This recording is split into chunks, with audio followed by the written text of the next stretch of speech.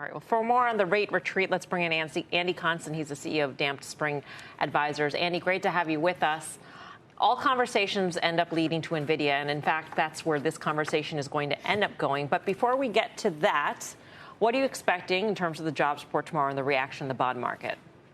Yeah, I mean, I think we've had a pretty big inflection over the last, call it a week, with weakening growth numbers, weakening jobs numbers, survey data, and that's caused a bond market rally. And really, for the first time, that's been the root cause of a bond market rally.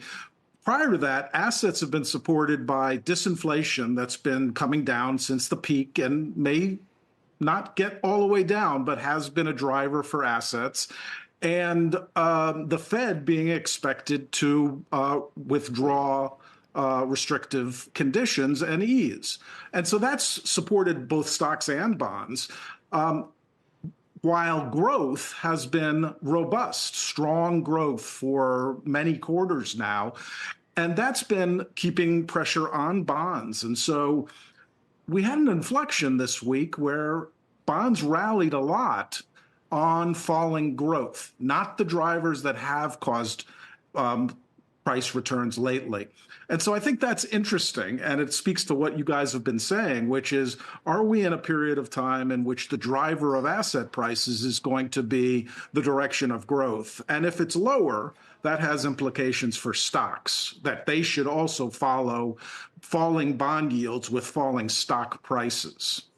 Where does Nvidia fit into this?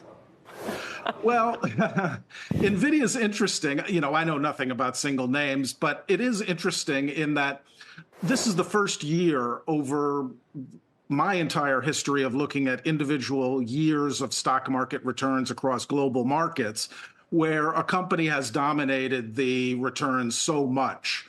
This year, it's around 30% of the total return of stocks.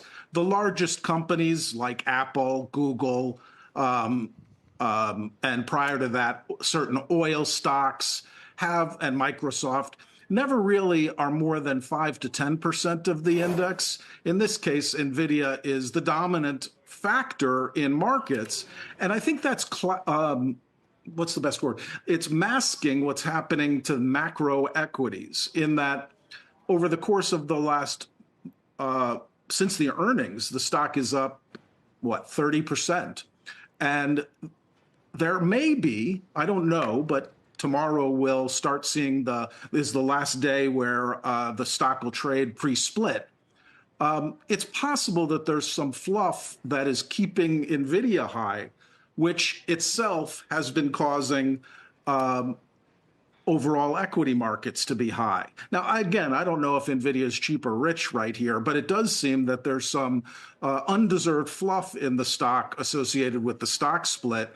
And if it falls post-split, that might unmask what is a weakening environment for stocks as growth becomes the driver. Supports bond prices, but bond prices have significant supply that's coming. Inflation may or may not be dead yet. And the valuation of bonds has gotten very low relative to the front end of the curve, relative to cash. So it'll be an interesting inflection point, and that's really what we'll see in the data, the NFP tomorrow, the average hourly hourly earnings. Then we have a raft of supply of long-term bonds next week, the FOMC and the dot plot, and then, of course, the CPI number. And so what I'm looking for is whether we will, in fact, have an inflection. And what that would mean to me is continued support of bond prices while stock prices fall.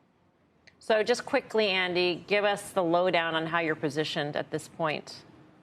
You know, last time I was here, I was saying the market had topped at 52.60. I covered some when it fell in April, but I'm short again at this level. And I'm starting to short bonds because I don't think both assets can rally. So I think I'll make money on one side of that trade or possibly both.